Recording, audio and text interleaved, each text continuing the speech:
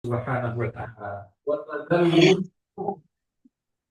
Wa penuh dengan ketundukan, wa ta'zimuhu penuh dengan pengagungan, ma'ahudulil qalb fil ibadah, dengan selalu hadirnya hati dalam ibadah.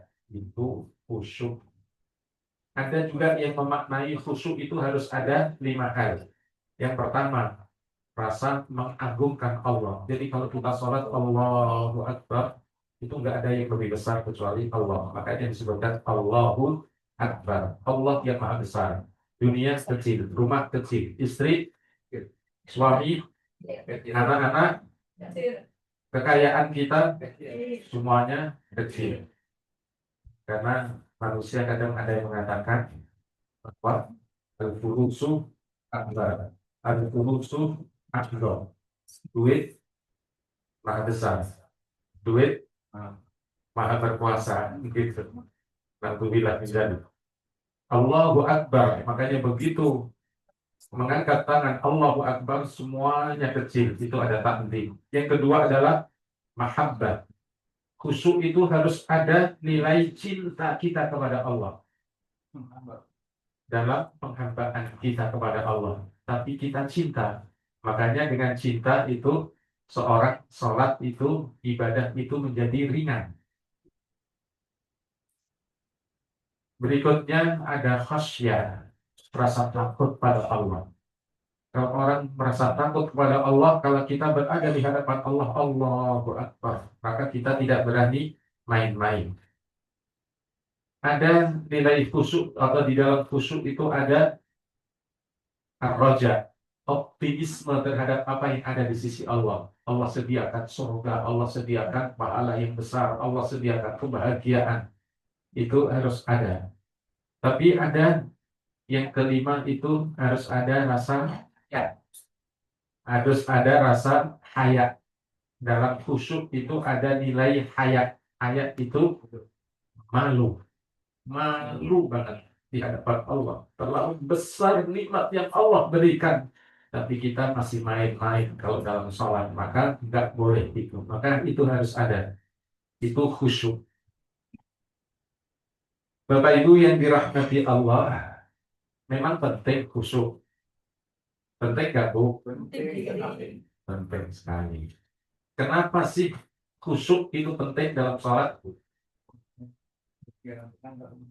Supaya pikiran nggak kemana-mana. Benar, di antaranya. Kita perhatikan, kenapa sih kita perlu khusyuk? Yang pertama, khusyuk itu rohnya sholat. Tahu roh, Bu? Roh. Roh itu apa, Bu? Jiwa itu apa, Bu? Roh. Aduh, balik ini. Roh itu adalah kuwatun muharrika. Coba ibu semuanya, tangannya diangkat. Oh, kenapa kita bisa ngangkat tangan, Bu? Kenapa kita bisa gerak-gerakkan tangan, Bu? Nah, berarti roh itu kuwatul muharrika, kekuatan yang menggerakkan. Maka kita bisa hidup, bisa bergerak dan semuanya karena ada rohnya.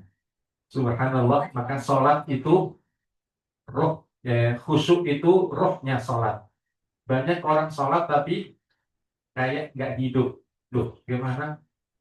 Banyak orang sholatnya setiap hari tapi di tengah masyarakat kayak orang nggak hidup. Maksudnya apa? Nggak bisa berbuat apa-apa, nggak berbuat banyak kebaikan, diem aja. Nah, berarti ini sholatnya perlu khusyuk. Jadi yang pertama, khusyuk itu penting karena dia rohnya sholat. Kalau nggak ada sholat, nggak ada rohnya, seperti jasad kita nggak ada rohnya, nggak ada kekuatan. Maka itulah nilai dari sholat kita dilihat dari khusyuknya sholat. Coba kita perhatikan dan kita jadikan ukuran diri kita. Dari Ammar bin Yasir radhiyallahu anhu. Ammar bin Yasir ini putra dari seorang ibu yang pertama kali syahid dalam Islam, Ibu Sumayyah, dan seorang kakek, seorang orang tua laki-laki yang syahid dalam Islam pertama kali adalah Yasir, Bapak Yasir. Beliau berkata, Sami'tu Rasulullah sallallahu alaihi wasallam yaqul. Dia berkata, aku mendengar Rasulullah bersabda. Apa sabda Rasulullah? Innar rajula la yansarifu. Wa ma kutiba lahu min salatihi illa usyruha tusu'uha sumuruha suburuha sudusuha kumusuha rubuhuha sulusuha nusfuha. Masya Allah. Hadis diriwayatkan oleh Abu Dawud dan disahihkan oleh seorang peneliti hadis di abad ini, yakni Syekh Albani rahimahullah. Apa kata sabda Rasulullah? Sesungguhnya seseorang bila ia telah selesai dari sholatnya, lalu apa yang dilakukan oleh malaikat pencatat amal-amal kita, maka kemudian dicatat dalam buku catatan ibadah kita. Dicatatnya berapa? Kadang sholat kita hanya dicatat nilainya 1/10. Kalau nilai sholat itu 1/10, ada seorang yang melakukan sholat, dirikan sholat, tapi nilainya hanya 1/10. Berarti nilainya cuma satu, kecil banget. Kenapa? Masalah khusyuknya. Awal Allahu Akbar khusyuk, kemudian langsung pikiran ini ingat kemana-mana. Begitu jalan-jalan. Begitu nggak, Bu? Iya, kadang Sama, kadang kali sering kali. Nah, kalau begitu bagaimana? Kembalikan lagi. Buat jalan-jalan lagi, kembalikan lagi. Dan harus begitu. Maka setiap kita kembali, dicatat. Lupa lagi, nggak ada nilainya. Kembali lagi, dicatat lagi. Lupa lagi, nggak ada nilainya. Dan begitu. Maka ada yang cuma dicatat 1/10-nya, berarti cuma dicatat satu. Ada yang cuma tusuha 1/9-nya, 1/8-nya, 1/7, 1/6, 1/5, 1/4, 1/3, dan kalau dicatat setengah itu udah bagus banget. Masya Allah. Yang kedua, khusyuk itu menjadi syarat diterimanya sholat. Sekali lagi, khusyuk itu menjadi bukan syarat diterima sholat. Sholat kita diterima itu karena khusyuk. Kalau nggak khusyuk, jadi syarat ya. Memang harus khusyuk. Kalau nggak khusyuk, ya nggak apa. Subhanallah. Tapi secara kewajiban, kalau kita sholat tapi nggak khusyuk, secara kewajiban sudah tertunaikan. Tapi secara nilai, zot. Nah, pakai zot. Masya Allah. Yang ketiga, khusyuk itu menjadi standarisasi, menjadi ukuran kedekatan seorang hamba kepada Allah. Makanya kalau sholatnya nggak khusyuk, nggak dekat pada Allah. Kalau ibadahnya nggak khusyuk, nggak dekat pada Allah Subhanahu Wa Taala. Kedekatan itu dari khusyuk. Khusyuk itu di mana? Dalam seluruh dimensi insaniah kita, dan intinya adalah pada hati dan pikiran kita. Nah, ini nanti dibagikan ya, filenya. Sudah dibagi. Oh, sudah. Oh, jadi kita baca ini saja ya. Ya, sudah dibagi. Biar agak cepat ya. Ya, Nanti baca sendiri. Biar fokus dengan. Kecuali hal-hal yang kita perlu berikan. Jadi mikyasu qurbil abdi min rabbi. Ukuran kedekatan seorang hamba itu dilihat dari kekhusyukan dalam sholatnya. Maka khusyuk dalam sholat itu penting. Yang keempat, nah ini yumayyizul mu'mina as-sadiqah anil munafik. Untuk membedakan orang itu terhindar di penyakit munafik dan orang yang imannya jujur, bersih. Itu dilihat dari kekhusyukannya. Makanya orang yang tidak khusyuk itu kalau sholat berat, males-malesan. Imam baca agak lama dikit saja, wah, dan dumel. Banget, lama banget sih. Tapi tadi malam ada yang dumel gak, Bu? Ada yang dumel. Ya hanya Allah yang maha tahu ya, apakah kita ngedumel atau enggak. وإذا قاموا إلى الصلاة قاموا كسالى يراءون الناس ولا يذكرون الله إلا قليلا. Jelas orang yang di dalam hatinya ada sifat kemunafikan itu begitu. Salatnya berat, males-malesan, dan selalu ingin kalau disorot kamera. Oh, ini ada sorot kamera ya? Dan tidak berzikir kepada Allah kecuali sedikit. Itu orang-orang yang terhinggapi sifat nifak pada dirinya. Maka itu disebabkan karena kehilangan khusyuk. Lalu yang ketiga, bagaimana sih caranya untuk meraih khusyuk? Untuk menghadirkan khusyuk dalam sholat kita khususnya. Bagaimana sih? Banyak tentunya. Yang pertama, al-istiqdad al-qalbi. Sebelum masuk ke dalam sholat, istiqdad al-qalbi. Siapkan hati. Maka kalau kita menyiapkan hati, biasanya dengan apa, Bu? Pertama membaca ta'awud. A'udzubillahi minasyaitonir rajim. Kedua, kadang-kadang membaca al-mu'awwidzatain. Qul a'udzu birabbin nas, qul a'udzu birabbil falaq, atau qul a'udzu birabbil falaq, qul a'udzu birabbin nas. Kadang juga membaca doa Rabbi a'udzu bika min hamazatis syayatin. Lalu kemudian kita usahakan bahwa diriku, hatiku, kamu mau menghadap Allah nanti ya. Nah, begitu kita tata dulu. Itu yang pertama, istiqdadul qalb.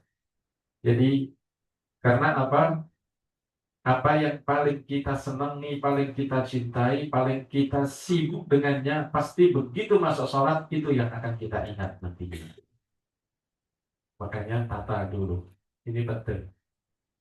Istiqdadul qalb, ini yang pertama. Dan itu tentunya memperbaiki niat kita.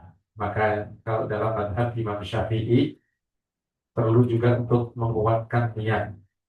Dengan apa? Dengan talafuz usolli misalnya. Usolli fardhu maghribi, usolli fardhu subhi. Itu dalam madhab Imam Syafi'i. Sampai apa? Lesan membantu untuk menyiapkan hati ini agar siap. Meskipun bahwa semuanya ulama sepakat niat itu tepatnya di hati. Tapi lesan perlu menguatkan fisik, perlu menguatkan pikiran, perlu menguatkan niat kita. Yang kedua, tafrigul qalbi minad dunya. Itu yang begitu kita berdiri, tafrigul qalb minad dunya. Pokoknya kesibukan dunia sudah tinggalkan dulu. Sudah selesai, tinggalkan. Jadi begitu. Kalau kita sudah berdiri siap sholat, udah tinggalkan. Kadang kita susah gitu. Kadang kita sholat kita buru-buru. Makanya itu. Kadang khusyuk itu tidak hadir pada diri kita. Kosongkan hati dari kesibukan dunia. Hanya sibuk dengan akhirat. Hanya sibuk dengan akhirat. Maka itulah kuatkan orientasi akhirat kita kalau kita sudah berdiri di hadapan Allah Subhanahu wa Ta'ala. Maka itu Rasulullah mengingatkan la yazalullahu muqbilan 'alal 'abdi fi salatihi ma lam yaltafit. Allah senantiasa akan menghadap kepada hambanya, akan perhatikan hambanya, kalau hambanya itu tidak memalingkan perhatiannya. Jadi begitu mau menghadap Allah, langsung hadapkan wajah kita. Wajah itu Billadzi fatara samawati wal arda. Aku hadapkan wajahku kepada Allah yang menciptakan bumi dan langit. Begitu. Tapi sekali lagi itulah dalam hidup kita kadang-kadang tidak selalu begitu. Salat kita kadang-kadang kurang mempersiapkan dengan baik. Yang ketiga, tadzakkur azamatillah wa qurbihi. Kalau kita mau salat, ingat kita menghadap Zat yang Maha Agung, yang tidak ada yang lebih agung kecuali Allah Subhanahu wa taala. Dan ingat Allah itu dekat sekali, aqrabu min hablil warid. Allah itu dekat memandang kita, melihat kita. Maka kala itu kita akan bisa hadir kekhusyukan. Yang keempat, kita butuh juga kadang memahami apa sih yang kita baca itu penting. Apa yang kita baca, kalau kita baca Sami Allahu liman hamidah, apa bu maknanya? Allah maha mendengar terhadap orang-orang yang memujinya. Masya Allah. Kalau kita membaca Subhana Rabbiyal A'la, Maha suci Allah yang maha tinggi. Dan begitu, apa yang kita baca, kita mengerti. Itu menghadirkan kekhusyuan. Yang kelima, as-salatu ka'annahal akhirah. Ini kadang-kadang sulit.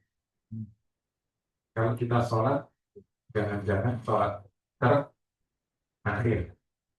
Sholli salatan muwaddi'in. Sholatlah kalian seperti sholatnya seorang yang akan berpisah dengan kehidupan ini sudah berakhir. Kadang menghadirkan itu saja susah ya. Karena apa? Kita masih pengen hidup lama. Pengen nggak Bu? Iya. Jadi kadang orang ingat mati itu berat ya. Karena apa? Kita ingin hidup lebih lama. Tapi itu penting untuk menghadirkan kekhusyuan. Sholli sholat muwaddi'in. Sholatlah seakan sholat kita adalah sholat yang terakhir. Yang keenam, ini perlu. Orang yang sering melakukan kemaksiatan susah untuk khusyuk. Akan teringat, akan terbayang. Begitu. Maka al-burdu adil masa ma'asi wa tadhirul qalb. Jauhkan diri kita, jaga diri kita dari berbuat maksiat. Bersihkan hati.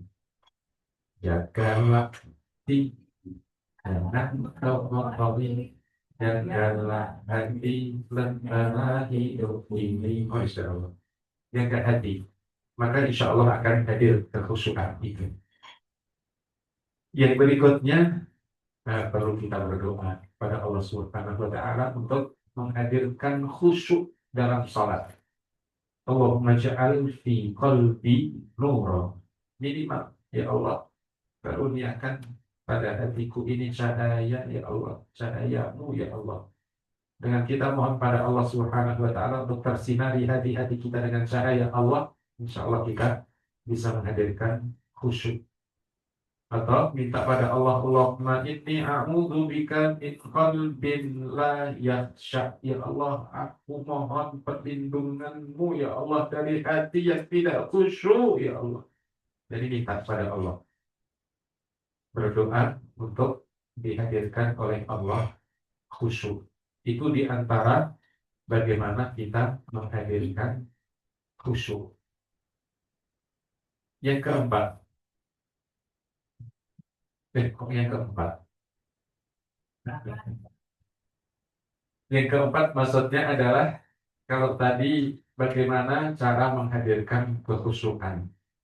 Yang berikutnya adalah mawani'ul khusyuk di sholat. Apa sih yang menghalangi kekhusyukan dalam sholat? Yang pertama, ghaflatul qalb. Kalau hati kita lalai. Kalau hati kita lalai hati kita.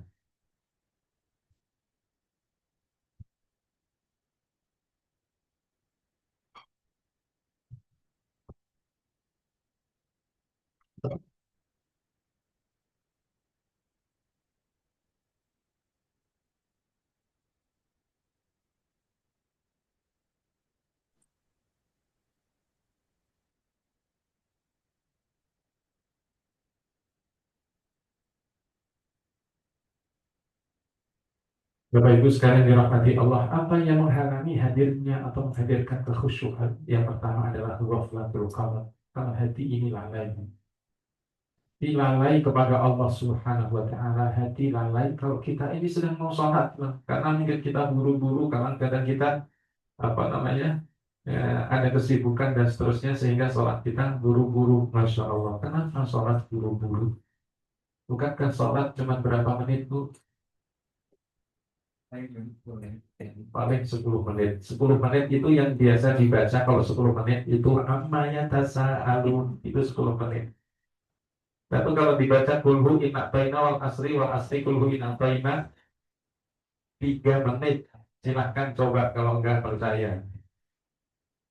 Ya, mudah-mudahan sholat kita agak panjang, Pak, ya. Membacanya wan laili idza yaghsha wan nahari idza tajalla. Insya Allah kalau itu kita baca, sholat kita 7 menit. Tambah zikirnya 5 menit. Jadi 12 menit setiap kali sholat. Kali 5, 1 jam. Kalikan usia kita hari ini, Bu. Silahkan kalikan. Kalikan sholat kita sehari semalam yang sholat fardu 1 jam. Kalikan usia kita hari ini. Maka ketemunya, taruhlah, kalau Pak Haji berapa usianya sekarang? Baru 75. Ya, keberkahan umur. 75 itu usia efektifnya berapa? Usia sekarang dikurangi masa balik. Misalnya masa baliknya 15 tahun. Maka dikurangi 15 tahun, tinggal 60 tahun. 60 tahun silahkan kalikan 1 jam. Kira-kira 4 tahun sholatnya kalau diringkas semuanya. Sholatnya 4 tahun. Usia 75 tahun.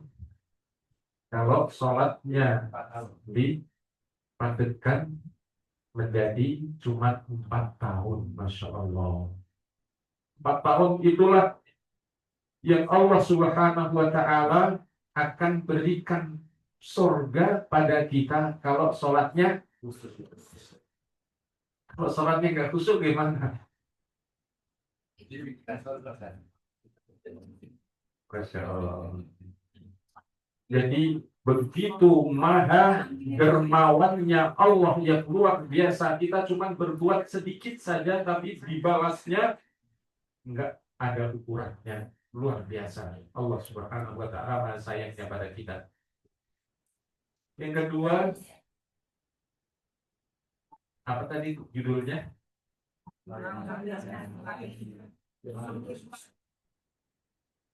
Hal yang menghalangi kekhusyukan, untuk hadirnya khusyuk. Yang kedua adalah kasratul harokat, banyak gerak.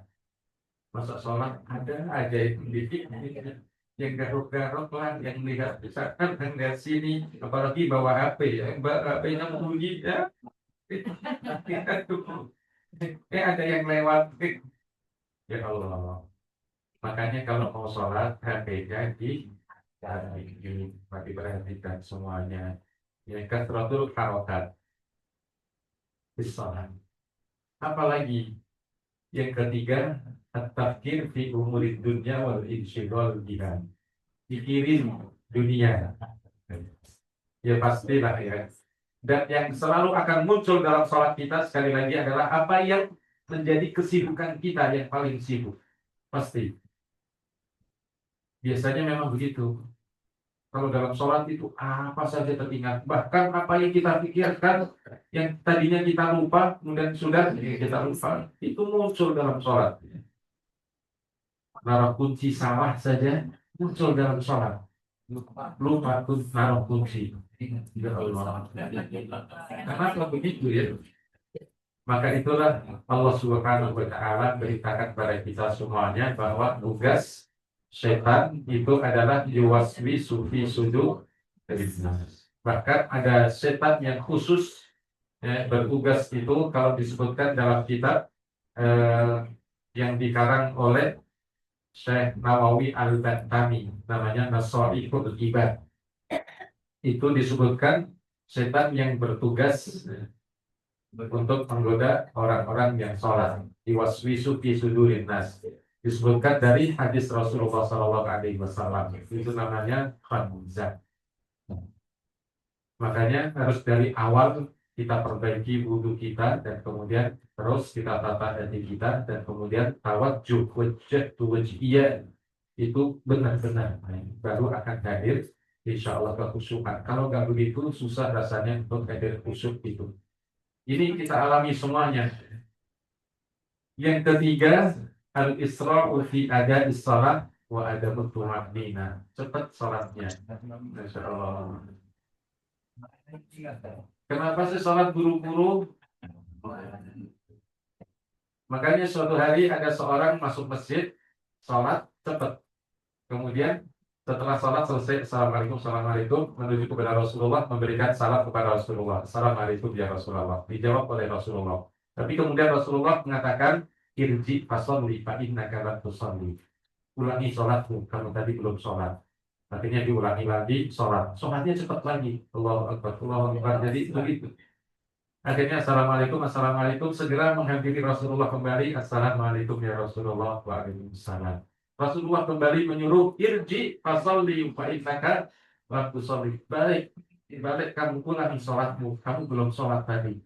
Akhirnya sampai 3 kali. Akhirnya udah nyerah. Ya Rasulullah, lah astati illa ada. Ya Rasul, aku nggak bisa sholat yang baik kecuali seperti ini.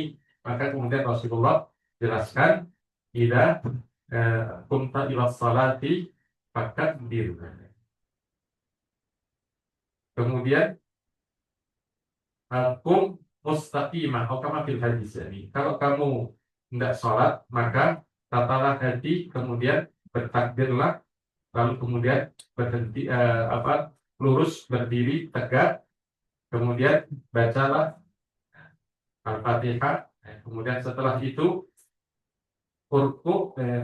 irka hatta tatma'inna rafi'an, maka rukuklah dan sehingga kamu tenang dalam rukuk.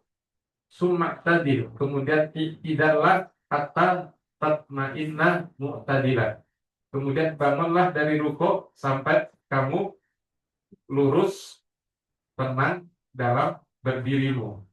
Summa sujud, kemudian sujudlah mutmainnan, dan kemudian sujudlah dengan tenang sampai kamu sujud dan seterusnya. Jadi begitu apa hadis. Jadi tumakninah itu adalah rukun dari sholat. Maka orang yang sholatnya nggak ada tumakninah, maka tidak jangan cepat-cepat Allah Akbar. Kadang kita melihat ya, khususnya mohon maaf bapak-bapak atau ibu-ibu yang sudah sepuh. Kenapa? Karena kalau lama sedikit sakit. Tapi tidak di sini insya Allah. Kita di sini masih sehat-sehat, masih muda-muda. Kecuali Pak Haji ini 75, ada yang 75 yang lain Bu. 70 ada. Masya Allah. 71. Masya Allah. Semoga Allah karuniakan keberkahan. 71 masih kuat untuk ikut pesantren ini. Luar biasa. Luar biasa. Ini biasanya kerjaan anak-anak muda, orang-orang muda. Oh, yang muda malah males ya. Makanya hadir ini tuan baik. Kecuali saya.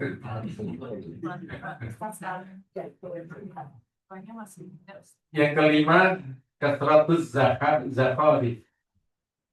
Yang kelima, kalau kita sholat, kemudian banyak berbagai hiasan. Hiasan. Watashdid fi makan di sholat, dan juga gangguan-gangguan visual di saat sholat.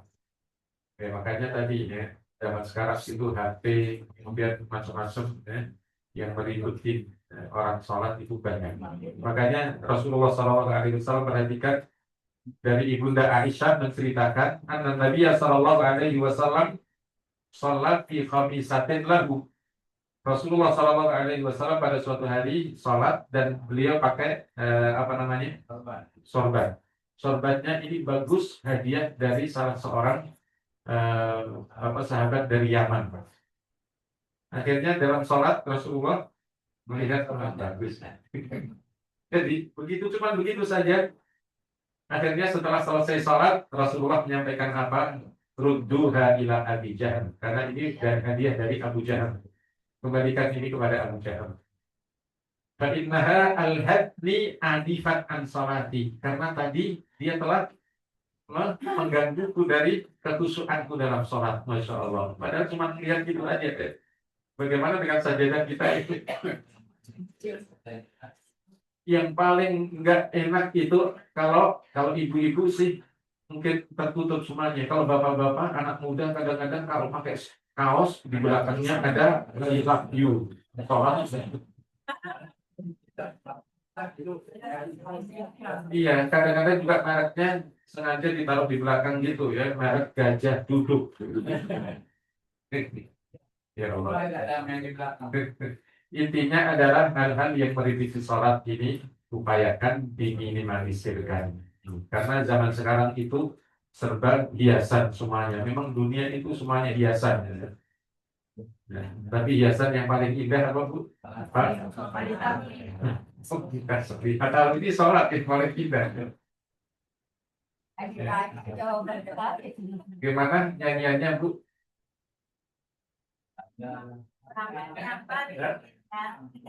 Oh, bukan. Hiasan yang paling indah bagi seorang hati Allah, itulah dia wanita solehah yang menghiasi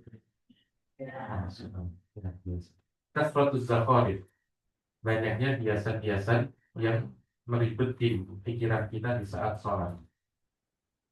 Yang keenam, adamu tafahumi ma'anil ayat. Kadang-kadang kalau kita tidak memahami ayat atau apa yang kita baca, itu nggak khusyuk. Kita baca, tapi kita nggak memahami ayat. Kita nggak khusyuk. Maka itulah orang yang membaca ayat, baca Al-Quran itu suruh untuk tadabbur. Afala yatadabbaruna al-Qur'ana am ala qulubin aqfaluha. Tidakkah mereka merenungkan, mentadabburi ayat-ayat ini atau Al-Quran, ataukah hati mereka terkunci? Jadi penting untuk kita memahami apa yang kita baca dari ayat-ayat Al-Quran. Dan yang terakhir, asarul khusyuk fit mitnanin nafas, dampak khusyuk bagi ketenangan jiwa. Seperti apa? Jelas, khusyuk itu menambah iman. Khusyuk itu menambah iman, membersihkan hati. Maka penting kita khusyuk. Jadi khusyuk itu menambah keimanan. Makanya orang yang khusyuk itu kalau membaca ayat kadang-kadang tersentuh, kadang-kadang menangis.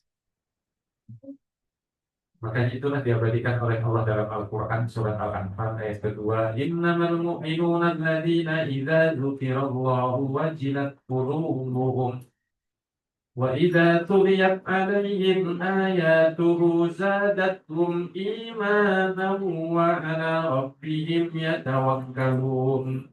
Hanya orang-orang yang beriman apabila disebut asma Allah wajilat qulubuhum, tergetar hatinya, takut kepada Allah. Jadi bertambah imannya kalau dibacakan ayat-ayatnya. Begitu. Ini yang pertama, menambah iman. Makanya penting untuk menghadirkan khusyuk. Yang kedua, jelas ya, khusyuk itu akan mensucikan hati. Karena apa? Hadirnya takdim, pengagungan kepada Allah. Hadirnya mahabbah, cinta, hadirnya khasyah, rasa takut kepada Allah, hadirnya roja, apa namanya, harap yang begitu luar biasa akan ridha Allah, akan pahala Allah, rasa malu dan seterusnya, ini mengikis mengikis kotoran-kotoran hati, kotoran-kotoran jiwa. Karena jiwa itu kan seperti yang mungkin pernah kami sampaikan di tempat yang lain, jiwa itu merupakan apa namanya, perpaduan dari 4 unsur. Jiwa itu perpaduan dari 4 unsur. 3 unsurnya duniawi dan 1 unsurnya ukhrawi. 3 unsur duniawi ini, jiwa itu terdiri dari fisik kita semuanya. Yang kedua, akal pikiran kita. Yang ketiga, hati kita. Itu unsur duniawinya. Unsur ukhrawinya roh. Jadi perpaduan antara roh dengan seluruh keberadaan kita, itulah nafs, jiwa. Nah, jiwa ini kala sentuhan-sentuhan kekhusyuan, maka kita perhatikan fisik kita yang tadinya mungkin kalau tidak sholat jelalatan ke sana kemari, begitu sholat Allahu Akbar, diamkan, tundukkan, lembutkan hati kita, melebur seluruh perasaan kita, dan itu sekali lagi adalah mensucikan jiwa. Yang ketiga, al-khusyuk yukidul kolak. Kolak, bukan kolak, kolak, kolak. Kolak nangka, kolak pisang, bukan kolak itu. Al-khusyuk yukidul kolak. Khusyuk itu mengusir kegelisahan. Makanya kalau kita gelisah, sholatlah. Rasulullah betapa fisiknya capek, pikirannya dikuras luar biasa, sampai sebulan kurang tidur karena menggali parit Madinah itu 5 kilometer, luasnya 5 meter, dalamnya 4 meter, itu dalam perang Khandaq. Capeknya yang luar biasa. Kemudian Rasulullah kalau sudah waktu sholat menyuruh Bilal, ya Bilal, arihna ila sholat, istirahatkan kami dalam sholat. Maka Rasulullah mengatakan, ju'ilat qurratu aini fis sholat. Allah jadikan kebahagiaanku itu kalau masuk dalam sholat. Kalau kita,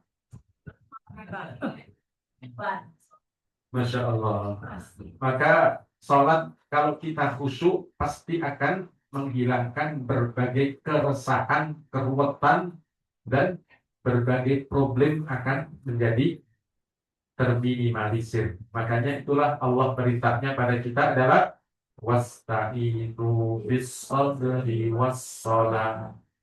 Mintalah pertolongan kepada Allah dengan sabar dan sholat. Kenapa kok sabar disebutkan duluan, nggak sholat?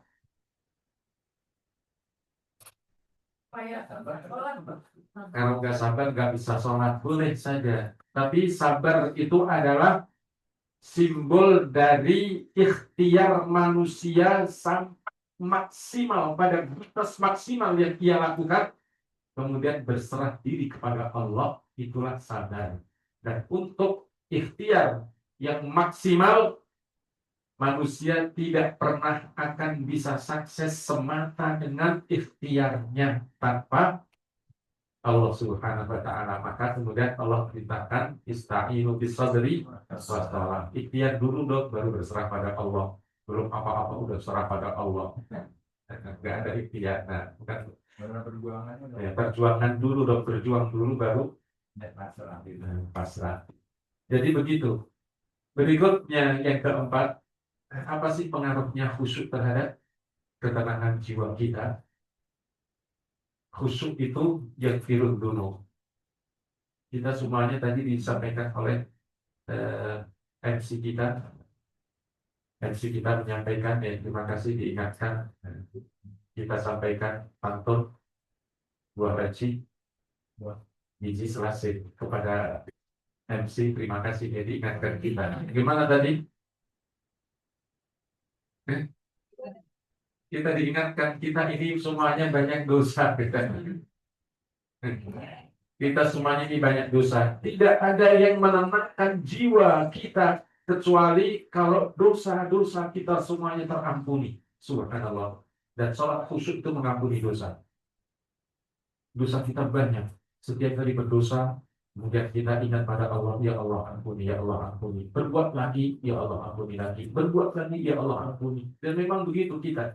Dan tidak ada yang menenangkan jiwa kecuali terampuninya segala salah dan dosa kita. Maka subhanallah, khusyuk itu mengampuni dosa. Kalau orang terampuni dosanya, insya Allah hatinya tenang. Yang kelima, al-khusyuk yudhirul qalba. Khusyuk itu memberikan cahaya pada hati. Masya Allah. Begitu. Makanya orang yang khusyuk dalam hidupnya, dalam sholatnya, itu hatinya, wajahnya terlihat. Makanya dalam surat Muhammad ayat terakhir itu disebutkan bagaimana?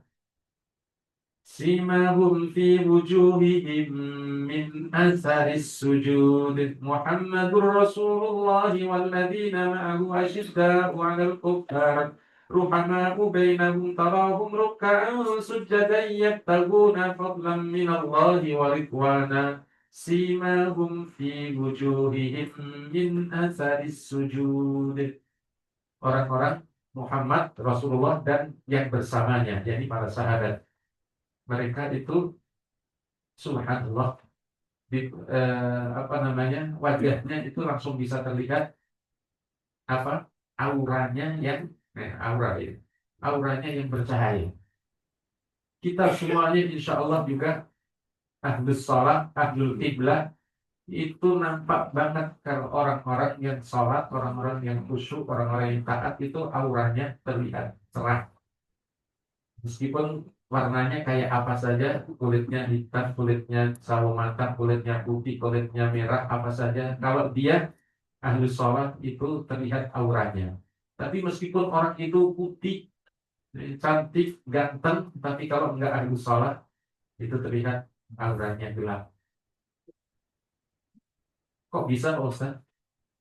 Ya bisa, orang-orang yang ahlu sholat itu akan melihat orang-orang yang ahlu sholat yang lain itu terlihat auranya cerah.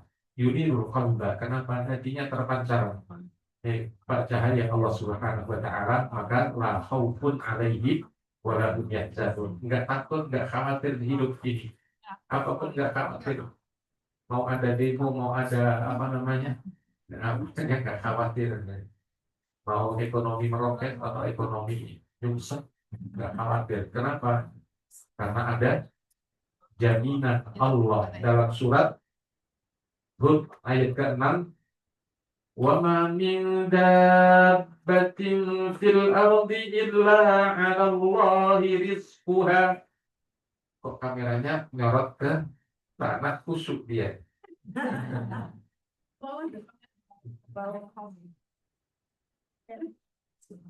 Inilah Kameranya lagi kusuk. kameranya. Jadi kusuk itu memancarkan cahaya ke dalam hati orang-orang yang khusyuk. Dan yang keenam, khusyuk itu tuzilul humuma, menghapus kesedihan dan meringankan beban hidup ini. Jadi kenapa? Itu tadi Allah karuniakan yadbitullahul itminana fi qalbi. Allah pancarkan cahaya ketenangan dalam hatinya. Makanya ada orang yang hidupnya susah zaman Rasulullah. Namanya Rabi'ah bin Ka'ab al-Aslami. Baru hijrah ke Madinah, nggak punya kerjaan, nggak punya rumah, nggak punya istri, hidupnya dari bantuan masyarakat. Tidurnya di emperan masjid. Ahli sunnah namanya. Akhirnya setiap hari hanya membantu Rasulullah, khusus mengambil peran menyediakan air. Sepanjang hari karena Rasulullah ada di Madinah disediakan air. Sampai malam hari, suatu hari disediakan air, Rasulullah bangun sekitar jam 1 malam. Sudah 4 tahun orang ini membantu Rasulullah. Akhirnya Rasulullah berikan apresiasi. Di malam hari itu Rasulullah menyampaikan berita gembira. Ya, Rabi'ah salmi uqti. Wahai Rabi'ah, minta kepadaku, aku berikan apa yang kau minta. Masya Allah, senangnya luar biasa Rabi'ah. Tapi apa yang harus diminta? Apa yang harus diminta? Berpikir panjang. Kalau saya minta istri, kalau saya minta pekerjaan, kalau saya minta tempat tinggal, kalau saya minta apa yang saya minta ya. Kayaknya di dunia ini semuanya sudah dijamin oleh Allah. Karena Allah menyatakan wa ma min dabbatin fil ardi illa 'ala Allahi rizquha. Tidak satu pun yang bergerak merata, berjalan melata dan berjalan di muka bumi ini kecuali seluruh kebutuhannya sudah disediakan oleh Allah meskipun belum terlihat.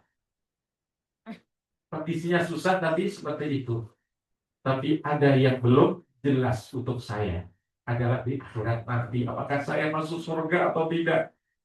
Maka lama belum menjawab, diingatkan lagi oleh Rasulullah. Ya Rabbi asal ini uktik. Wahai Rabbi, minta kepadaku, aku berikan.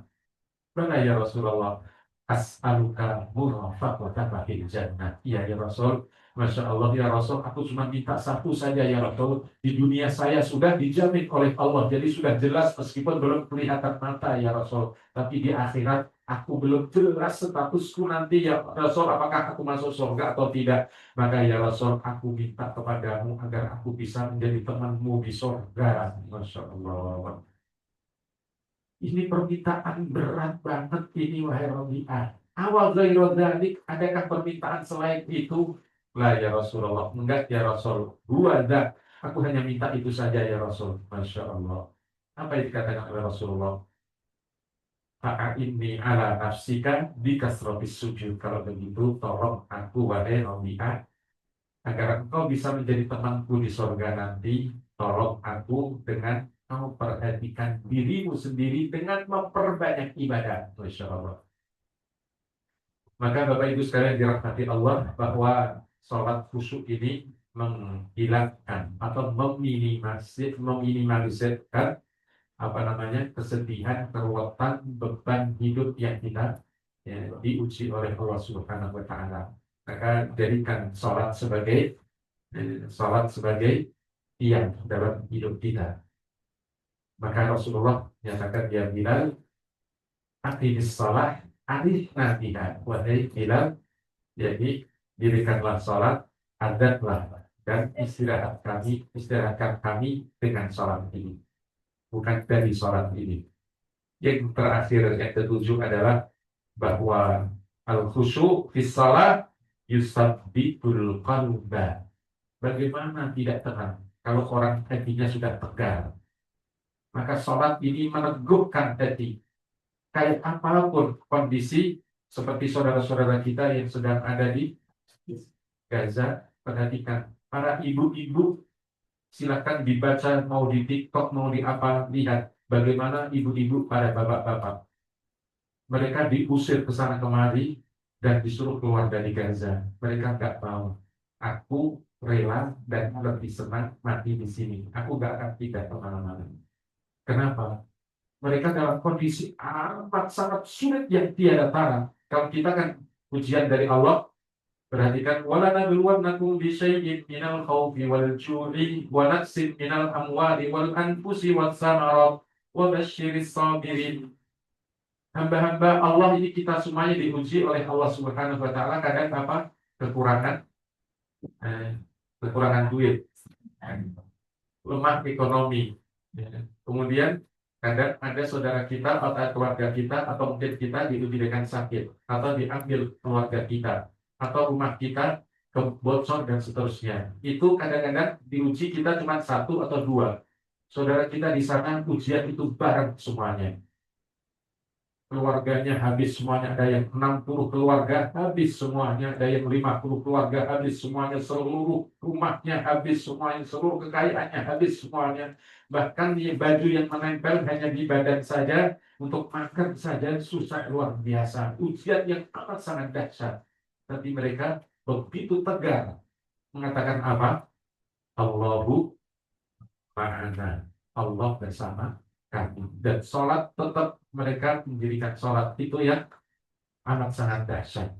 Jadi sholat itu meneguhkan hati kita dalam menghadapi berbagai macam problema kita. Dan yang terakhir, tuh, tadi kok terakhir masih terakhir lagi Mas? Iya.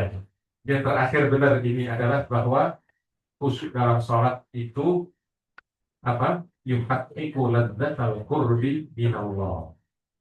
Mewujudkan kelezatan kedekatan kita kepada Allah. Kalau sholat kita khusyuk, pasti lezat menghadap Allah itu. Tapi kalau sholat kita nggak khusyuk, pengen buru-buru menghadap Allah, tapi pengen buru-buru. Padahal menghadap Allah itu nikmat. Berdialog dengan Allah itu nikmat. Sholat itu kenikmatan. Itu orang yang khusyuk. Bagi orang yang tidak khusyuk, ya tidak terasa lezat. Maka subhanallah, dengan kelezatan saat dekat dengan Allah, itulah menghadirkan ketenangan jiwa. Walhamdulillahirabbil alamin. Tinggal satu karena udah 2 kali terakhir. Iya. Dan yang terakhir ya, terakhir lagi adalah di rikobat Allah itu. Masya Allah, selesai. Ya. Jadi sholat khusyuk itu menumbuhkan kesadaran merasa diawasi oleh Allah dalam segala hal. Kalau orang diawasi oleh Allah berarti diperhatikan oleh Allah. Kalau orang diperhatikan oleh Allah, maka siapa yang tidak tenang hatinya? Di mana-mana ada Allah, di mana-mana bersama Allah. Allahumma ana, Allah bersama kami. Maka kondisi apapun kita tetap la khaufun alaihim wa la hum yahzanun. Enggak khawatir, enggak sedih, enggak apa. Ya sedih manusiawi biasa, tapi tetap selesaikan. Wallahu a'lam bishawab. Walhamdulillah rabbil alamin. Selesai. Jam 7 kurang 8 menit. Sudah Pak Bu ya. MC. Oh, ada wasiat. Tanya jawab dulu. Tanya jawab. Oh, silakan kalau ada tanya jawab. Kalau ada yang Baik, bunda-bunda sayang yang mau bertanya kepada Pak Ustadz, silakan untuk bertanya. Nanti Pak Ustadz akan bertanya kepada bunda-bunda. Oh, jadi tanya jawab, saya bertanya, Iya, ibu yang jawab. Jawab. Biar ketahuan. Silakan yang mau bertanya. Jadi kalau nggak bertanya, maka ditanya. Jadi materi Pak Ustadz itu benar terserah nggak, jadi Pak Ustadz nanti bertanya. Sekarang silakan bunda-bunda yang mau bertanya. Bisa ke sana. Silakan. Apa namanya Bu sebutkan? Fauzia. Sebutkan namanya. Fauzia. Fauzia.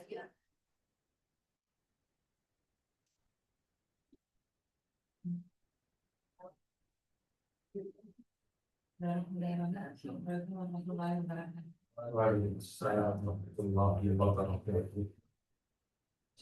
Agak kerasan Bu suaranya Bu, karena sambil Saya Fauzia. rekamannya masih. Fauzia. Biar rekamannya masih. Khusyuk itu ada nggak yang dia di luar sholat gitu? Iya. Terima Kalau khusyuk itu adakah di luar sholat? Memang yang kita bicarakan dan kita diberikan materi adalah khusyuk dalam sholat. Pertanyaannya cerdas. Adakah khusyuk di luar sholat? Iya. Khusyuk itu adalah bagian dari kehidupan seorang muslim mukmin. Khusyuk itu artinya adalah menyerahkan hatinya secara total untuk rela diatur oleh Allah. Maka itulah suatu hari Rasulullah SAW bertemu dengan salah seorang penduduk dari Syria, yang waktu itu tentunya orang ini belum Islam. Dan memang begitu Rasulullah SAW ketemu siapa saja ditawarkan Islam. Maka Rasulullah sampaikan, dan hadis ini sahih. Rasulullah sampaikan aslim taslam. Masuklah Islam, maka kamu akan damai, maka kamu akan selamat. Orang ini kaget. Hebat banget ini Islam. Apa-apaan Islam itu? Waman Islam, apa Islam itu? Maka jawab Rasulullah adalah an tusallim qalbaka lillah. Islam itu hendaknya kau serahkan hatimu untuk rela diatur oleh Allah. Dan yang kedua, wa an yaslam man haulaka min lisanika wa yadika. Dan hendaknya orang yang ada di sekitarmu selamat dari gangguan lisan dan tanganmu. Itu Islam. Jadi kita garis bawahi tadi adalah serahkan hatimu secara total untuk rela diatur oleh Allah. Itulah makna khusyuk, adalah kerelaan untuk diatur oleh Allah hatinya. Dan karakter, sifat, habit seorang muslim mukmin itu memang khusyuk di hadapan Allah Subhanahu wa taala.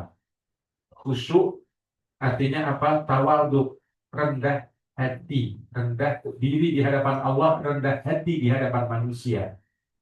Makanya orang yang khusyuk itu perilakunya Allah abadikan dalam Al-Quran. Bagaimana? Surat Al-Furqan, surat ke-25, ayat ke-63.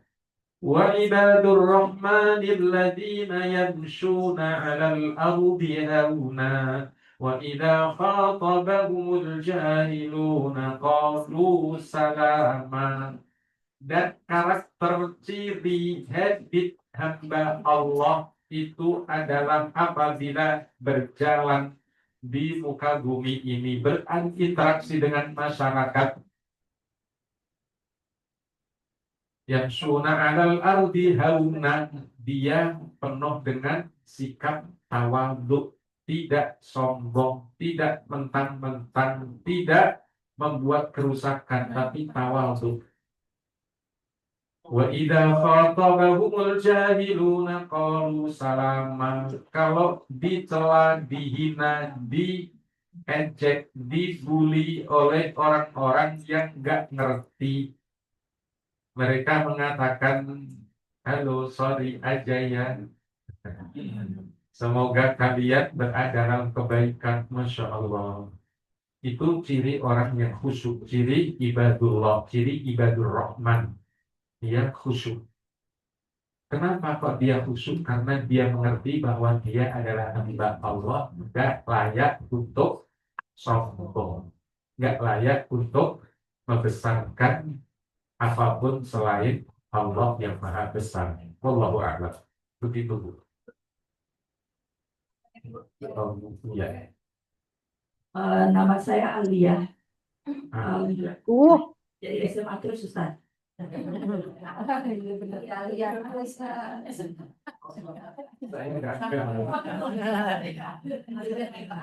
langsung jadi SMA ya. Ya, silakan Bu SMA. Ustaz kan tadi misalnya untuk itu maksudnya lakukan sholat dengan ikhlas dan sabar deh. Mintalah pertolongan Allah dengan sabar dan sholat. Ya, mintalah pertolongan Allah dengan sabar dan sholat. Tadi kan Ustaz bilang sabar dulu karena sabar adalah ikhtiar manusia, gitu kan ya. Salah satu ikhtiar gitu ya Ustaz ya. Yang saya tanyain tadi menyangkut soal sombong Ustaz. Walau bagaimanapun manusia kan ada sifat sombong Ustaz. Dan sombong itu sesuatu yang benar dilarang Ustaz ya. Tapi terkadang kan Ustaz, ketika kita dihina gitu ya Ustaz ya, dihina gitu misalnya terjadi sesuatu penghinaan atau apa gitu Ustaz, dan kita kan pasti bukan marah. Jadi ketika orang yang menghina kita adalah orang yang di bawah kita gitu ya Ustaz ya, kan kita akan sombong tuh Ustaz, lagu lu apaan gitu kan ya gitu Ustaz ya. Kan akan sombong gitu Ustaz. Dan tadi orang itu kan dengan sabar dan sholat gitu. Kita sih udah sholat Ustaz, tapi sholatnya kita itu jarang membuat kita menjadi sabar gitu kan. Sholat kan ahli paksa yang mungkar gitu kan. Dengan sholat kita mencegah kemungkaran tadi kan Ustaz ya. Kalau dengan khusyuk, apakah itu karena kurangnya khusyuk gitu Ustaz ya? Jadi bukan itu selalu ada aja gitu Ustaz ya, terutama sabar gitu. Itu aja sih Ustaz ya. Apakah konotasinya akan seperti itu gitu Ustaz? Saya mau pikir. Ya, makasih Ustaz. Makasih. Jadi ibu-ibu yang dirahmati Allah, ditanya tentang sombong, dan itu bagian dari memang ada sifat manusia, karena manusia diberikan sifat takwa dan sifat ujur, dan ujur itulah di dalamnya ada potensi untuk berbuat sombong. Dan biasanya orang yang sombong itu memang sombong itu sebabnya banyak, ya. Tapi makanya perlu dibangun mindset yang baik dulu. Kalau Al-Ghazali mengatakan di antara penyebab sombong itu kalau dia orang kaya.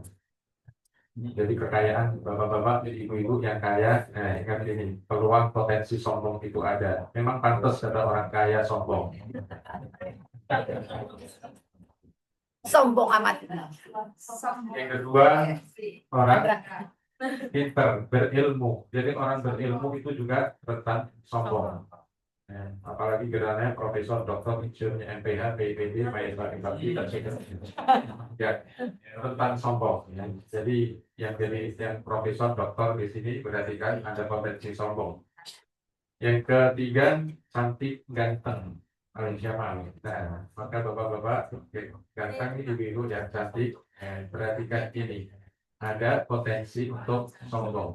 Karena itu merupakan madakhirus syaitan. Syaitan itu kadang menggoda manusia, memasukkan itu dari sisi-sisi ini.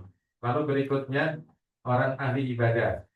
Nah, orang ahli ibadah itu juga rentan sombong. Lihat nih jidat gue. Lihat nih jenggot gue, ya. Lihat ini celana gue, ya. Dan seterusnya. Jadi kadang-kadang ahli ibadah itu juga rentan sombong. Lalu apalagi nasab, keturunan. Lo darah putih atau darah merah? Gue darah biru. Kata gitu. Jadi itu adalah di antara beberapa hal-hal yang menyebabkan seorang itu berpotensi untuk sombong. Dan sombong itu dari sejak awal Allah menyatakan dalam hadis qudsi al-kibriya uridai, bahwa kesombongan itu adalah selendangku. Makanya Allah mempunyai sifat jalaliyah, sifat kemaha kemaha muliaan, kemaha dahsyatan, al-mutakabbir. Allah jadi sombong itu sifat Allah, karena memang pantas bagi Allah. Karena Allah ala kulli syai'in qadir, atas segala sesuatu maha kuasa. Maka Rasulullah menyampaikan hadis qudsi dari Allah. Allah berfirman, al-kibriya'u ridai, faman naza'atni adzatuhu. Maka siapa yang merebut selendangku dan ia pakai sifat ini, aku adab dia. Itu orang yang sombong. Nah, sombong itu kalau seorang ulama juga menyampaikan bahwa min arkanil kufur, di antara rukun seorang itu menjadi kufur, itu yang pertama di antaranya adalah al-kibru, takabbur, sombong. Jadi orang yang sombong itu dekat dengan kekufuran. Dan oleh sebab itulah seorang mukmin, seorang muslim, hamba Allah dicetak oleh Allah Subhanahu wa taala untuk menjadi hamba yang tawadhu. Maka tadi sekali lagi disebutkan dalam surat Al-Furqan ayat ke-63 itu, wa ibadur rahmanil ladzina yamshuna 'alal ardi hauna. Jadi kalau berjalan, bertebaran, berinteraksi di tengah masyarakat ini penuh dengan ketawaduan. Kalau dicela, dihina orang, dicaci maki, dibully dan seterusnya, apa yang dikatakan qalu salaman, nggak membalas. Dan sombong kere, sombong banget loh. Nah, apa bedanya dia dengan kita? Maka kalau kita dicela, dihina, Rasulullah SAW nggak pernah marah. Itu kan Rasul, Pak Ustaz, dan kita bukan Rasul. Laqad ja'akum rasulun min anfusikum azizun 'alaihi ma 'anittum harisun 'alaikum bil mu'minina raufur rahim. Rasulullah bersama itu sangat belas kasihan sayang. Jadi kalau dicela diapain aja, tenang aja emang gue pikirin. Nah, kadang-kadang perlu kita punya EGP, emang gue pikirin. Nah, ini penting. Kenapa? Agar kita nggak sakit hati, ya. Jadi begitu. Wallahu a'lam. Kenapa? Apa yang bisa menguatkan kita untuk menjadi orang tawadu dan tidak sombong, maka khusyuk dalam sholat. Memang benar, aktivitas kita, perangai kita itu ada hubungannya dengan kekhusyukan dalam sholat kita. Makanya Allah Subhanahu wa Ta'ala berikan jaminan untuk bisa mewarisi surga bagi orang yang sholatnya khusyuk. Karena apa? Akan mempengaruhi kehidupannya keseharian. Wallahu a'lam. Baik, menyambung dengan pertanyaan tadi itu Pak Ustadz, katanya orang sombong itu harus dilawan dengan sombong seperti itu. Lalu begini, ada di dalam hadis itu muliakanlah tamu, memuliakan tamu itu adalah ibadah. Lalu saya sebagai pembawa acara yang kami muliakan, sedangkan Allah kan memuliakan, tapi saya memuliakan para tamu, mohon diluruskan Pak Ustadz. Masya Allah. Bapak Ibu yang dirahmati Allah, sombong dibalas dengan sombong. Apa bedanya yang membalas sombong? Katanya sudah tahu sekarang. Apa? Sedekah. Sedekah. Benar. Hah? Sedekah Kita, gimana? Allah alam, saya nggak pernah mendengar bahwa sombong terhadap orang yang sombong itu sedekah. Nggak pernah dengar ada hadis sombong tentang itu. Saya perpanjangan kata aja Ustaz. Ya. Terus? Maka perhatikan Rasulullah Shallallahu Alaihi Wasallam terhadap orang-orang yang sombong semuanya apa yang dilakukan oleh Rasulullah? Doa Allahumma hdi qaumi fa innahum la ya'lamun. Dia sombong, kenapa sombong? Karena dia nggak ngerti. Kalau dia ngerti pasti nggak sombong. Doakan. Kalau kita lawan lagi, ya apa bedanya kita dengan dia? Mesti ada sebagian ulama, sebagian orang yang mengatakan bahwa melawan atau menyombongi orang sombong itu kebaikan. Tapi wallahu a'lam, saya tidak contoh kepada itu. Jadi kalau ada orang yang sombong, ya Allah, karena orang yang sombong itu nyakitin, benar kan? Betul. Makanya kalau kita melihat orang yang sombong nyombongin kita doakan ya Allah, saudara kita semoga memberikan ketawaduan ya Allah biar nggak bikin banyak orang. Masya Allah, itu orang yang sebaik-baik orang disombongin orang dan mendoakan itu jarang. Makanya Allah masukkan ke dalam golongan orang-orang yang dirahmati. Kemudian yang kedua, Allah Subhanahu wa Ta'ala yang sesungguhnya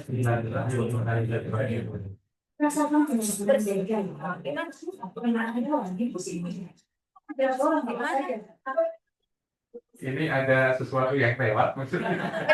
Kan tadi ada yang bersin ya? Senggol. Subhanallah. Ini ada apa namanya? Dia tidak menyukai orang sombong, dia langsung komen. Jadi speaker aja nggak mau denger, apalagi kita. Itu Pak Ustadz, speaker nggak mau dengerin yang sombong, dia langsung. Speaker aja nggak suka orang sombong. Gitu, maksudnya gitu Ustadz. Ini kan kesombongan dia langsung. Emang kerasan di suara dia Ustadz tiba-tiba. Iya. Ya, masalah kita ada langit. Itu dia. Kemudian Allah kan yang memuliakan manusia. Walaqad karramna bani Adam. Sungguh kami telah memuliakan anak cucu Adam. Baik hidup atau mati, manusia itu Allah muliakan. Tapi bagaimana kok kita kadang-kadang para tamu semuanya yang kami muliakan? Kemuliaan yang Allah berikan kepada manusia beda dengan apa yang kita sampaikan, yang kami muliakan para tamu, yang kami muliakan tuan rumah, yang kami muliakan beda. Kalau perkataan kita yang kami muliakan artinya itu takrim, penghormatan, kita menghormati. Tapi kalau takrim dari Allah, pemuliaan dari Allah, memang benar-benar diangkat derajatnya, itu kemuliaan yang dari Allah Subhanahu wa Ta'ala. Maka bagaimanapun manusia kondisinya dia adalah makhluk yang mulia. Meskipun kadang manusia itu sendiri yang menghinakan dirinya. Kapan itu manusia menghinakan dirinya? Kalau tidak mentaati Allah. Wallahu a'lam. Begitu. Nggak apa-apa. Yang kami muliakan Ibu Ensi. Iya, silakan cukup. Iya. Pada dua. Oh, sekarang Satu Pak aja, Ustadz satu. bertanya kepada audien 2 pertanyaan. Satu pertanyaan, satu aja. Ini rebutan. Iya, iya. Iya. 1, 2, 3. Satu aja Ustaz. Karena kacang hijaunya udah tersedia Ustaz. Baik, Takut siap. ntar dingin. Siap, Bapak Ibu sekalian. Siap. Ya. Iya. Pertanyaannya, hari ini alhamdulillah Allah karuniakan kemuliaan kita sejak malam kita qiyam, kemudian witir, dan kemudian kita bermuhasabah untuk sholat subuh berjamaah, dan kemudian sampai detik pagi hari ini kita masih diberikan kesabaran untuk duduk di tempat ini yang Allah Subhanahu wa Ta'ala kemudian nyatakan dalam Al-Qur'annya bahwa ini semuanya adalah atas pertolongan Allah, dan Allah perintahkan untuk selalu kita mohon pertolongan pada Allah Subhanahu wa Ta'ala dengan sabar dan salat. Saya tidak tanya ayatnya, hanya terdapat dalam surat apakah ayat ini? Ya, kami diri begini. Ya, Pak, Ya. silakan. Diri. Ayatnya. Ayatnya. Tidak ditanyakan ayatnya, suratnya. cuma ditanyakan surat. Berhadiah kacang hijau, Bu. Serta roti. Maulid. Oh, Bu Pawit, Bu Pawit. coba dibacakan ayatnya, Bu. Oh, kalau ayatnya sih saya lupa. Oh, Masya Allah. Yang saya hafal adalah wasta'inu bis-sabri was-salah. Wa inna lakabiratun amal khashiyin. Jadi sholat, sabat dan sholat itu berat bagi kecuali orang-orang yang khusyuk. Masya Allah, jazakallahu khairan. Nanti aja enggak, kayaknya nanti aja ini pending dulu. Momennya enggak pas. Baik bunda-bunda, sebelum ke wasiat, Hah? Ibu Yani akan ngabsen dulu ya. Momennya enggak. Ya aja di sesi akhir aja. Nanti aja. Hah? Sekarang minta prolog terus. Iya, biar oh iya, makan kacang hijau dulu, nanti di sesi biar istirahat dulu karena ini kita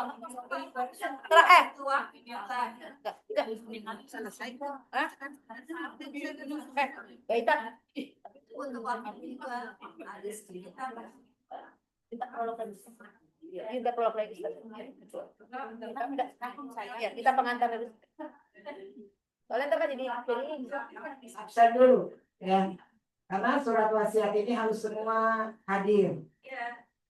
Dari nggak kelompok. usah Bu, sikat ini aja. Ya. Ya, nggak usah, nanti makan waktu manggil-manggil. Minta prolog langsung. Yang ada di sini aja udah, yang nggak ada tuh biarin. Kita terlewat dia udah, ya kan? Kan selayaknya mereka di sini.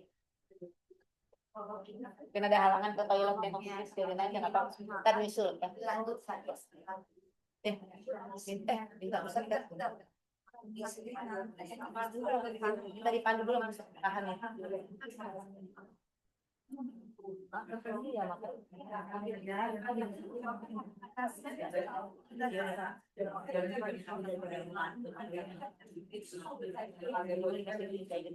Iya,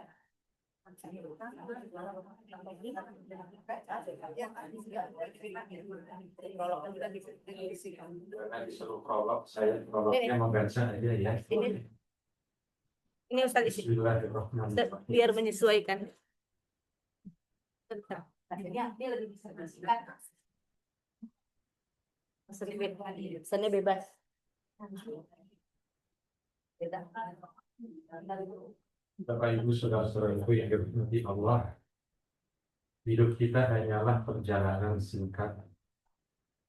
Kita datang ke dunia tanpa membawa apa-apa, dan kita pun akan kembali kepada Allah tanpa membawa apa-apa. Jabatan tidak, harta tidak juga, atau kemuliaan dunia juga tidak. Yang tersisa hanyalah amal dan jejak kebaikan yang kita tinggalkan. Inna nahnu nuhyil mauta wa naktubu ma qaddamu wa atharahum wa kulla syai'in ahsaynahu fi kitabim mubin. Yang kita tinggalkan hanya amal-amal atau sedekah jariyah kita yang akan mengalir. Wahai Bapak Ibu yang dirahmati Allah, wasiat adalah salah satu bentuk kasih sayang seorang hamba kepada keluarganya, sahabatnya, dan karib kerabatnya. Wasiat bukan sekedar pesan duniawi agar kebaikan tetap mengalir meski kita sudah tiada. Kita diingatkan oleh Rasulullah SAW, wasiat beliau bukan tentang harta, tetapi wasiat beliau tentang untuk kita semuanya berpegang kepada Al-Quran dan Sunnahnya. Di samping untuk kita berpegang kepada Al-Quran dan Sunnahnya, kita juga diwanti-wanti dalam pesan dan wasiat Rasulullah kepada kita adalah as-salatu as-salat, salat dan jaga salat wahai umatku. Wasiat adalah warisan hati. Dengan wasiat kita menanam benih kebaikan yang kelak tumbuh menjadi pahala jariyah. Wasiat adalah bukti cinta. Dengan wasiat kita memastikan keluarga kita tetap berjalan di jalan iman. Wasiat adalah bekal akhirat. Dengan wasiat kita meninggalkan dunia bukan dalam diam, tetapi dalam pesan yang terus hidup. Maka wahai Bapak Ibu yang kami hormati, yang kami muliakan, maaf MC, wahai jiwa-jiwa yang beriman, jangan biarkan hidup kita semuanya berakhir tanpa meninggalkan jejak. Tulislah wasiatmu dengan hati yang tulus. Maka pagi hari ini kita disodorkan surat wasiat untuk kita tulis dan kita isi. Ahli waris bila kita meninggal punya 5 kewajiban. Merawat jenazah kita, mulai dari memandikan, mengkafani, mensolatkan, dan memakamkan. Yang kedua, melunasi hutang kalau kita punya hutang. Yang ketiga, menjalankan wasiat kita. Yang keempat, membagi harta kita yang kita tinggalkan. Dan yang kelima, mendoakan. Jadi ada wasiat. Maka kalau panitia membantu kita, mengingatkan kita bahwa sesungguhnya hidup ini perlu ada legasi, peninggalan yang akan menjadi jariyah kita, maka wasiat itu penting. Wasiat bukan apa-apa, tetapi wasiat mengingatkan bahwa pasti kita akan kembali kepada Allah Subhanahu wa Ta'ala. Maka surat wasiat yang disampaikan ini yang pertama, nama, lalu tempat, tanggal lahir, dan alamat. Ini tidak untuk mengakhiri utang, lanjutkan. Kertasnya Apa yang akan kita wasiatkan? Ini Masya Allah. peserta dulu aja ya, pagi di belakang.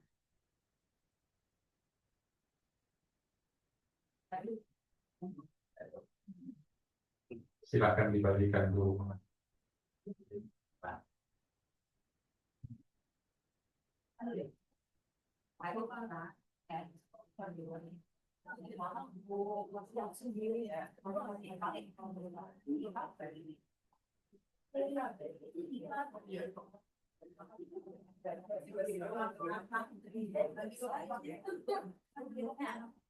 Sudah ibu sekalian, di sini tercatat atau tertulis 10 poin. Dengan ini menyatakan bahwa setelah meninggal dunia nanti saya akan mewasiatkan. Dengan ini menyatakan bahwa setelah saya meninggal dunia saya akan mewasiatkan. Mewasiatkan itu sebelum meninggal dunia ya Bu ya. Tapi ini wasiatnya, perhatikan ibu sekalian dirahmati Allah. Wasiatnya bisa kita tulis karena ini bukan sekarang kita berwasiat, tetapi ini nanti yang akan kita berikan kepada ahli waris kita. Ini cuma dorongan bahwa kita hendaknya dalam perjalanan kita ada wasiat. Maka itulah Umar bin Khattab radhiyallahu an, kalau menjelang tidur itu beliau sudah menitipkan catatan pesan atau wasiat ditaruh di bawah bantal beliau. Maka dengan ini menyatakan bahwa kalau saya meninggal dunia nanti saya akan wasiat sebagai berikut. Apa wasiat? Wasiat itu ada dua. Yang pertama adalah wasiat tentang harta. Saya punya 10 rumah. Kalau saya meninggal nanti 1 wakafkan misalnya. Saya punya emas 10 gram. Kalau saya meninggal nanti yang 1 gram sedekahkan. Kok sedikit banget kalau wasiatnya? Wasiat kalau harta hanya boleh maksimal 1/3. Jadi wasiat harta itu yang wajib ditunaikan oleh ahli waris apabila ahli waris kita tidak dalam kondisi berat. Wasiat harta. Yang kedua adalah wasiat kebaikan. Wasiat kebaikan itu pesan kepada ahli waris, wahai istriku, nanti kalau saya meninggal, maka jalinlah silaturahim tetap saja dengan keluarga besar saya, misalnya. Kalau saya nanti meninggal, wahai anak-anakku sekalian, kalian jaga persaudaraan, saling membantu satu sama lain. Itu wasiat tentang kebaikan. Maka kalau di sini ada 10 wasiat yang disampaikan, terserah apakah kita nanti mau isi 10-10-nya atau cuma isi 3, 2, atau 5, atau 4, terserah. Tapi ini nanti ada pengarahan juga dari lanjutan panitia, cuman kami memberikan mukaddimah saja. Jadi ada wasiat harta dan wasiat kebaikan dengan kata-kata, dengan pesan. Demikian apa yang dapat kami sampaikan sekedar pengantar dari surat wasiat ini. Demikian Bapak Ibu sekalian dirahmati Allah. Akhirnya apa yang kami sampaikan semoga ada manfaatnya. Mari kita mohon pada Allah Subhanahu wa taala dengan menengadahkan tangan-tangan kita, sedikit saja doa yang kita panjatkan kepada Allah. Allahumma ya Rabbana, Allahumma ya Rabbana na'udzubika min qalbin la yakhsha. Ya Allah, kami berlindung kepadamu ya Allah dari hati yang tidak khusyuk, baik khusyuk di luar sholat atau khusyuk di dalam sholat ya Allah. Kami mohon perlindungan kepadamu dari hati yang tidak khusyuk ya Allah. Min ilmin la yanfa', dan dari ilmu yang tidak bermanfaat. Min du'ain la yustajabulah, dan kami mohon perlindungan kepadamu dari doa-doa kami yang tidak engkau kabulkan. Wa a'malin la tuqbal, kami mohon perlindungan kepadamu ya Allah dari berbagai amal kebaikan yang tidak engkau terima ya Allah ya Rabbana. Allahumma a'inna ala dzikrika wa syukrika wa husni ibadatik ya Allah. Karuniakan pertolonganmu pada kami ya Allah, untuk memperbaiki ibadah kami, zikir kami, dan syukur kami atas segala nikmat-Mu ya Allah. Barik lana fi hayatina dunia, berkahi seluruh lini hidup kami ya Allah. Allahumma ja'al khaira a'malina akhiraha, jadikan ya Allah sebaik-baik umur kami ya Allah adalah mulai dari detik ini sampai kami berjumpa denganmu nanti ya Allah. Wa khaira a'malina khawatimaha, jadikan ya Allah sebaik-baik amal perbuatan kami ya Allah, sikap kami ya Allah adalah mulai dari detik hari ini sampai kami berjumpa denganmu nanti ya Allah. Wa khaira ayyamina yawma nalqaka fi, jadikan ya Allah sebaik hari-hari kami terindah adalah di saat kami berjumpa denganmu dalam husnul khatimah. Ya sami'at du'a, Rabbana atina fid dunya hasanah wa fil akhirati hasanah wa qina adzabannar, walhamdulillahi rabbil alamin. Assalamualaikum warahmatullahi wabarakatuh. Mbak, isi dulu. Bisa kasih waktu 10 menit buat isi dulu sebenarnya. Masih ya. Oke nanti. Sekarang aja. Sekarang 5 menit aja 5 menit. Ya, aku yang isi dulu. Ya udah dulu. Hah? Cek aja dulu. Ya udah. Saya ucapkan syukuran jazakumullah khair untuk Pak Ustaz atas ilmunya. Alhamdulillah Ibu sekalian, pagi ini kita sudah tambah ilmu kita. Mudah-mudahan kita bisa memperbaiki sholat kita. Semoga sholat-sholat kita bisa khusyuk ya, dan dapat pembekalan dari Bapak Ustaz. Untuk itu saya kemarin Bu Yani ada puisi, saya juga pantun pagi ini.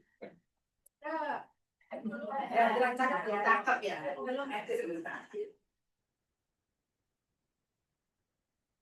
Sholat subuh di waktu pagi.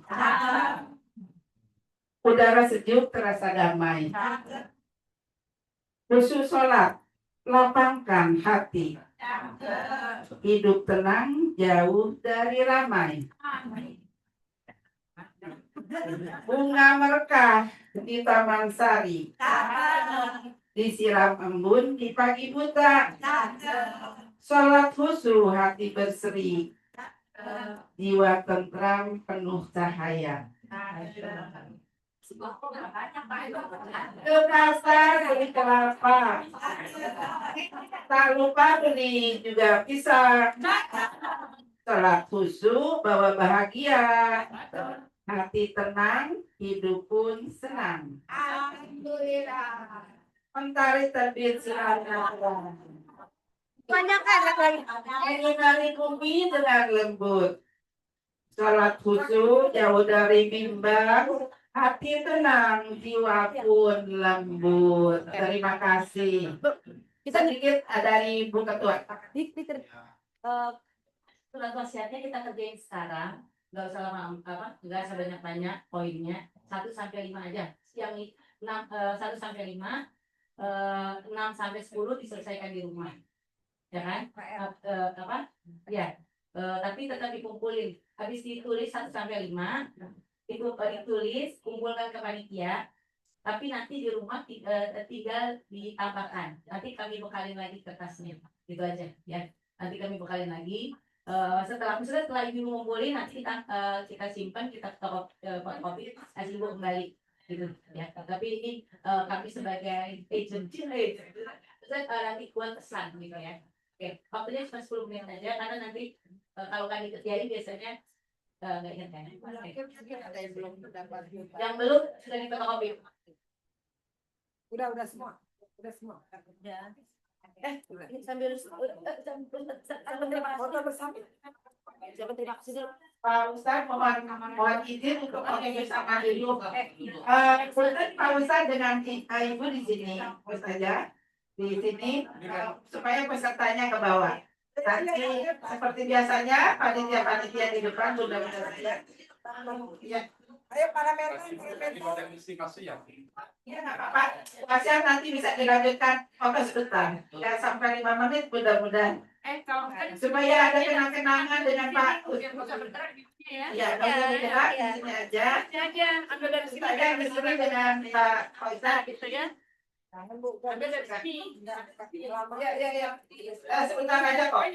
Ya biar ada kenang-kenangannya buat para peserta, buat para panitia. Silakan. Ya, seperti tadi, Ya, biar seperti kemarin. kemarin. Ya, ya, ya. Ya,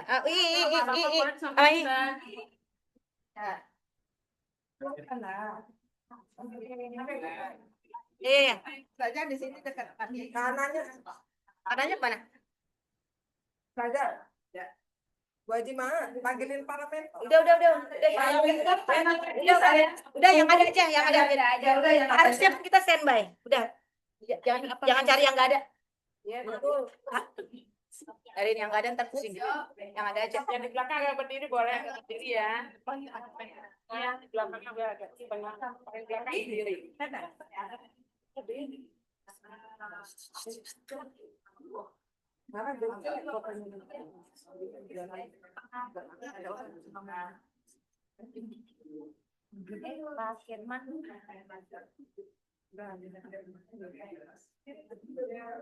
Pak Firman. Mulai ya. Siap. 1, 2, 3. Satu kali lagi. Ini tangannya. 1, 2,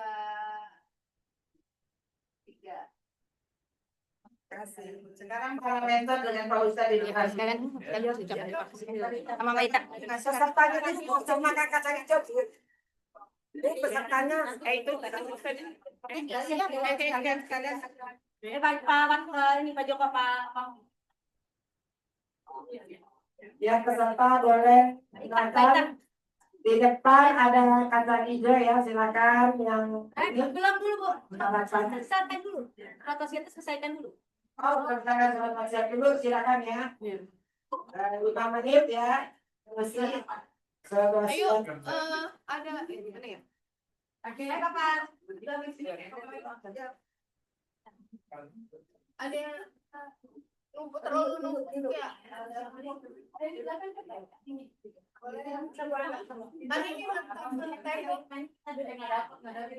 Itu kali duduk kita. Boleh.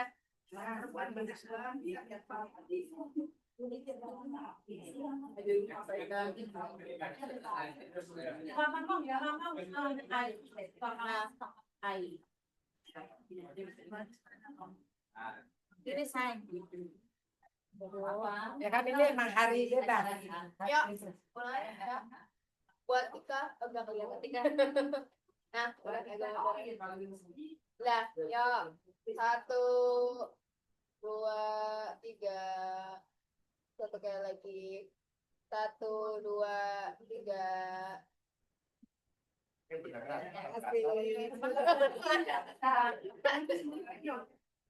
Oke, kita kasih waktu Ibu untuk menyelesaikan dulu nanti nggak tuntas nih materi. Materi bagi yang udah boleh samakan kaca hijau. belum selesai dulu. Ya, bagi yang sudah. Enggak, biar selesai bareng-bareng. Iya. Nanti selesai kopi dulu. Ini mau ngisi katanya. Aduh. Soalnya kaca hijau. Ya, isi suratnya hati-hati karena ini untuk hari waris kita. Ini nih. Udah nyambung belum ya? Udah. Ke sana.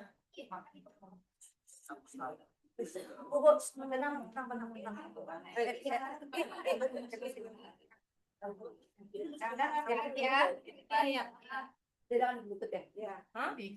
Hasil pakai pakai.